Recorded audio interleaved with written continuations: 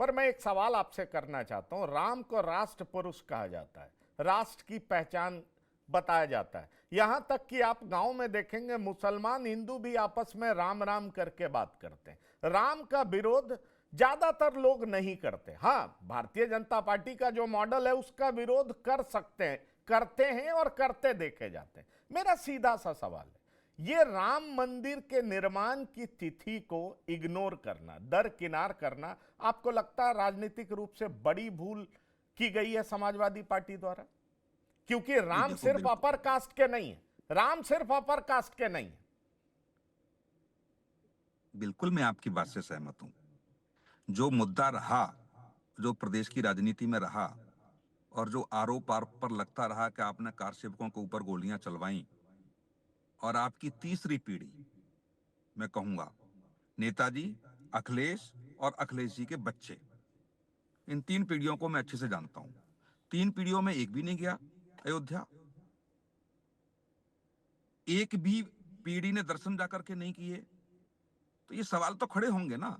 अब आप मंदिर, आप चाहे सैफी में बनवा लीजिए, चाहे घर में बनवा लीजिए, तमाम तस्वीरें आती हैं, इसमें कोई दो राय नहीं है कि आप हिंदुत्व को मानते हैं।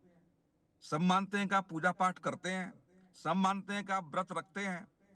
लेकिन जहां राजनीति का अखाड़ा जो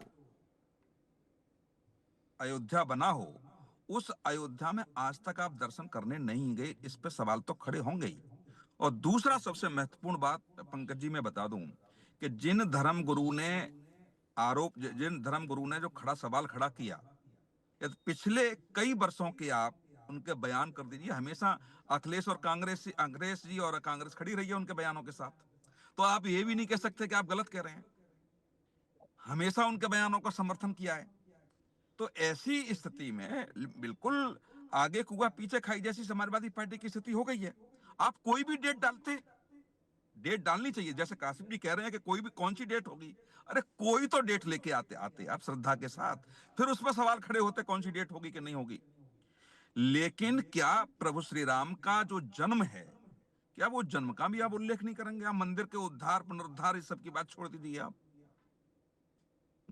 करेंगे ना। तो ये सवाल जो राजनीति का अखाड़ा तो बनेगा। लेकिन मैं फिर यही बात दोहरा रहा हूं दोबारा, जो कासिम जी की बात को समझना पड़ेगा कि पीडीए का मतलब आप क्लियर कर दें, क्लियर का मतलब कमंडल वाली राजनीति पे आप ले आए तो फायदा है आपको। लेकिन आप पीडीए को लेकर के कंफ्यूज थे, कंफ्यूज हैं, और भविष्य में मैं नहीं कह सकता कि पीडीए को लेकर क्या आपका रोल रहेगा। यदि यही स्थिति रही तो ये 2024 वाला फॉर्मूला 2027 में नहीं चल पाएगा। नहीं चलेगा। और यही सवाल विजय राठी जी से फिर पूछना चाहूंगा कि बीजेपी विरोधी होते होते आप राम विरोधी क्यों दिखने लगते हैं, राम मंदिर मंदिर विरोधी क्यों दिखने लगते हैं? ऐसा क्यों प्रतीत होता है? यह सवाल आपसे पूछा जाएगा विजय जी। ये आरोपों की बौछार होगी आपके ऊपर, आपकी पार्टी के ऊपर। इसका जवाब आप कैसे देंगे? देखिए पंकज जी, ऐसा है, समाजवादी पार्टी दिखावे के लिए और झूठ के लिए कभी कुछ नहीं करती। हम लोगों को परिणाम की परवाह नहीं होती, लेकिन जो चीज सही होती है हम उसी को रखते हैं। भारतीय जनता पार्टी की तरह इस देश को झूठ है उसमें हम लोगों को ना भेजना है, ना झोंकना है, और ना उस पर हमें तवे पर रोटियां सेकनी है। पहली बात, जैसे मैं बता दूं, अभी दो पत्रकार साथियों ने जब बोला कि कंफ्यूज लीडर राष्ट्रीय अध्यक्ष, तो वो लीडर ऑफ विजन है। मेरी बात एक समझ में नहीं आती कि क्या दीवार खड़ा करना चाहते हैं, क्या युद्ध चल रहा है क्या, कि खड़ा करना चाहते हैं पीढ़ी और पहचानो, क्यों ऐसे अल्पसंख्यक और क्यों ऐसे वो अगर जो परेशान है बीजेपी से नहीं हो सकता, वो अगर नहीं हो सकते क्या? जो भारतीय जनता पार्टी के शासनकाल में 50 विधायकों ने, ब्राह्मणों ने मीटिंग कर ली और पंकज चौधरी ने किस तरीके से डांटा उनको, वो अगर नहीं हो सकते क्या हमारे साथ? आधी आबादी नहीं हो सकती जिनके साथ भारतीय जनता पार्टी के नेता बलात्कार, क्यों नहीं हो सकते? ये किसने कहा है कि ये आप क्लियर करो कि आपको जी यही होना है? क्या जनेश्वर मिश्र नहीं थे? क्या वो पीडीए के अधिकारों के लिए नहीं लड़ रहे थे? क्या राम मनोहर लोहिया नहीं थे? और क्या ऋचा मिश्रा, जो ऋचा सिंह बोल रही है आज, ऋचा जी, ये बहन जी तो पार्टी में ही थी। इनसे पूछे, हम सनातन विरोधी, हम देश विरोधी कब हुए हम पता है? 2024 में, जब इन्होंने पार्टी बीजेपी ज्वाइन की। उससे पहले ये हमारे जैसे देश विरोधियों के साथ थी और लड़ रही थी, चुनाव लड़ रही थी हमारी पार्टी से, मतलब सनातन विरोधी पार्टी से चुनाव टिकट लेने पहुंच गई है और प्रचार भी कर रही थी। हम जो सनातन विरोधी अभी 2024 से ही तो हुए। पूछे जरा सवाल इनसे आप, कि हमें 1 साल हुआ है सनातन विरोधी हुए, कोई इनसे अगर लेकिन इनसे सवाल नहीं पूछेगा, क्योंकि कहेंगे पर्सनल नहीं करना। अरे इनसे सवाल बनता है कि नहीं बनता, इनसे पूछना चाहिए कि आप जो पार्टी आपको देश विरोधी, सनातन विरोधी, दलित विरोधी लगी है, आप क्या कर रही थी 2024 तक? क्यों नहीं छोड़ा आपने उस पार्टी को? वहीं से कह गए सीख करके, वहीं से नाम कमा करके, वहीं से अपना सब कुछ ले करके और अपने को ब्रांड एक दिखा करके, और जब लगा कि नहीं पिछड़े दलित और अल्पसंख्यकों को हक मिलने वाला, तो छोड़ करके निकल लो यहां से। मतलब आखिर ठहरे आप भी थी जिसको हमें उम्मीद करते थे। आपको उस पार्टी में रह करके लड़ना चाहिए था कि हाँ, जो आज शिक्षक भर्ती 69,000, जिसमें 18,000 से ज्यादा ओबीसी के पद खा गई सरकार, आपको उनके साथ खड़ा होना था। यूनिवर्सिटी में जो आज पिछड़े दलितों को एक भी प्रोफेसर, असिस्टेंट प्रोफेसर नहीं बनाया जा रहा, उनके साथ खड़ा होना था। आज यूनिवर्सिटी की यह हालत है कि दलित और गरीब का बच्चा जो पिछड़ा न स्कॉलरशिप है, ऐसे ऐसे कोर्सेज चला दिए जिनकी फीस 20-20 हजार से ऊपर है। मैं एक यूनिवर्सिटी का अध्यक्ष भी हूं, टीचर एसोसिएशन में, मैं जानता हूं। प्राइवेट कॉलेजेस को बढ़ावा देना और सरकारी कॉलेजेस की हालत खस्ता करना, उनमें एडमिशन ना होने देना, ये इनका चेहरा है। इसीलिए ऐसे लोग पार्टी छोड़ के जाते हैं और उधर खड़े होते हैं जहां इनको लगता है कि हाँ, हम तो वो लोग हैं जो सामंतवादी सोच के हैं, हम लोग उनके साथ नहीं खड़े होंगे जिनका शोषण हुआ, हम तो शोषण करने वाले लोग हैं। तो अगर इसकी आवाज उठाती है तो समाजवादी पार्टी गलत बात करती है। समाजवादी पार्टी सही बात करती है, हर कार्यकर्ता आवाज उठाएगा और उठाता रहेगा। लेकिन पत्रकार लोगों के लिए एक बात कहना बहुत आसान होता। मैं 2024 से पहले भी सुनता था, यही भाषा सुनता था सबकी कि कुछ नहीं होगा, 5 सीट से ज्यादा नहीं, 6 सीट से ज्यादा नहीं, रोज डिबेट करते थे इसी बात पे। लेकिन जब 2024 हुआ, अरे ये तो तुक्का लग गया, अरे ये तो वो कार्ड चल गया, अरे ये नहीं हुआ। बताइए, जाति जनगणना की बात किसने उठाई सबसे पहले? माननीय राष्ट्रीय अध्यक्ष अखिलेश यादव जी ने उठाई। जितनी मीटिंग थी, किसका उत्तर प्रदेश में संगठन सबसे बड़ा है? समाजवादी पार्टी का। कहीं भी देख लीजिए, जिला मुख्यालय जिस पे मैं, उस पे धरने प्रदर्शन में सबसे ज्यादा। बाकी जो पार्टी हमारे साथ भी है गठबंधन में, कभी कोई धरना प्रदर्शन नहीं करती, 4 आदमी लेके करती है। सच्चाई बोल रहा हूं, बड़े हमारे साथ गठबंधन में हो। उसके बाद आपकी अगर आस्था किसी दूसरी पार्टी की हो सकती है, बात अलग है, लेकिन सच्चाई तो रखिए। अपने दम पे लोगों को मिला करके जो पार्टी को इतनी ऊंचाई पे ले गया, उनकी तारीफ में एक शब्द नहीं निकलता। और दूसरा, अभी ऋचा सिंह जी ने कई नाम लिए, लास्ट में लास्ट खत्म कर रहा हूं, निषाद पार्टी। अरे विजय जी, आप राजनाथ ऋचा साहब जी की की पार्टी, पहले पूरी माला पढ़ लीजिए। राजनाथ मुझे साहब की पार्टी। ये बताइए क्या था नहीं, उनके पास? नहीं चलिए, क्या था पर उनके विजय पास? जी, विजय जी, विजय जी, माननीय विजय जी, अध्यक्ष यादव विजय ने जी, बना दिया, और बनाने के विजय बाद जी, क्या विजय जी, मेरी बात विजय मैं कंप्लीट कर रहा हूं। लास्ट मुझे कंप्लीट कर मुझे रहा हूं। लगता है, मुझे लगता है एक सवाल सुन लीजिए। नहीं ठीक है, एक सवाल मैं आपसे, आपने एक बात कही, आपकी पार्टी दिखावे की राजनीति नहीं करती।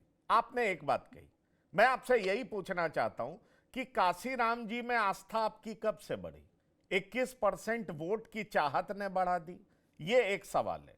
दूसरा, अंबेडकर पार्क को लेकर के, नहीं पार्क को लेकर के जिनको आप जनेश्वर मिश्र जी के नाम पर, दिवंगत नेता के नाम पर तब्दील करना चाहते थे, क्या ये 21% वोट की मजबूरी है जिस वजह से आपकी आस्था बढ़ी?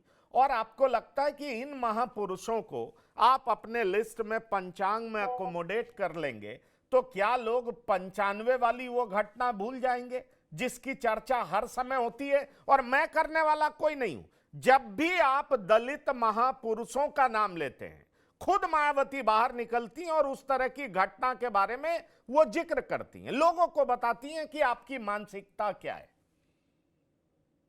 देखिए, पार्टी पे आमतौर पे आदमी, पहले मेरे प्रश्न का जवाब मिल जाए ना, मैं आपके सारे प्रश्नों के जवाब दूंगा।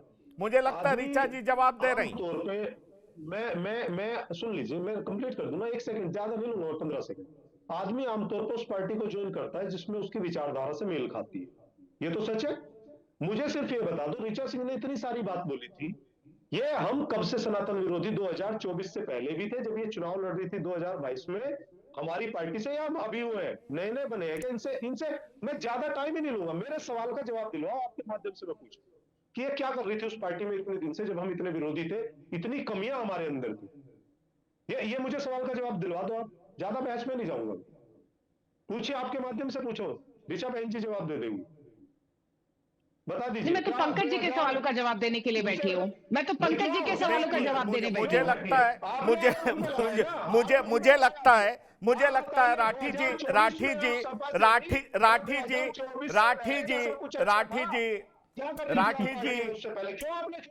नहीं नहीं, एक सेकंड, आप पर्सनल हो रहे हैं। तब तो मैं आपसे यह सवाल पूछ सकता हूं कि राम मनोहर लोहिया की पूरी राजनीति कांग्रेस विरोध की रही, फिर आपकी पार्टी कांग्रेस के तरफ क्यों चली गई?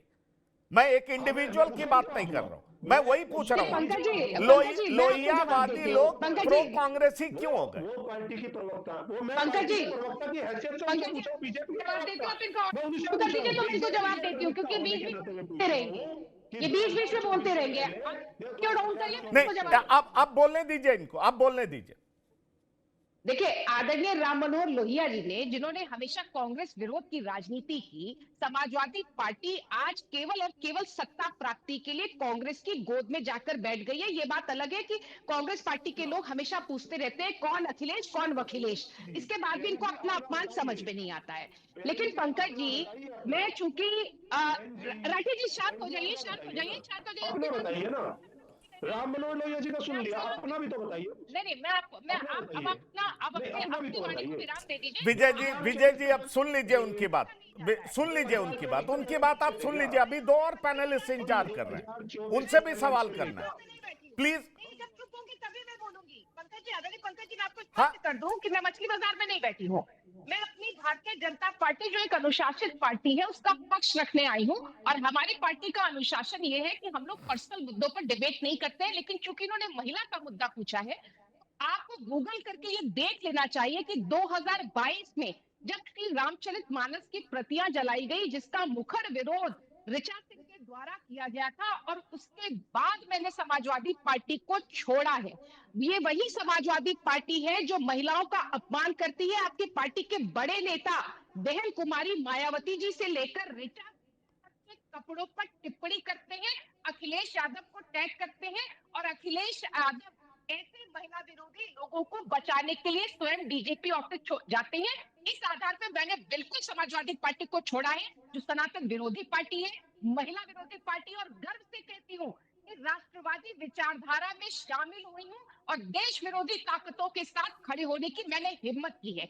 ये वही समाजवादी पार्टी है जो आदरणीय डिंपल यादव जी, जो कितना शालीनता से जो है वेशभूषा को धारण करती हैं, उनके ऊपर एक कटमुल्ले ने मस्जिद के भीतर में बैठने के बाद किस तरीके से अभद्र और अश्लील टिप्पणी की।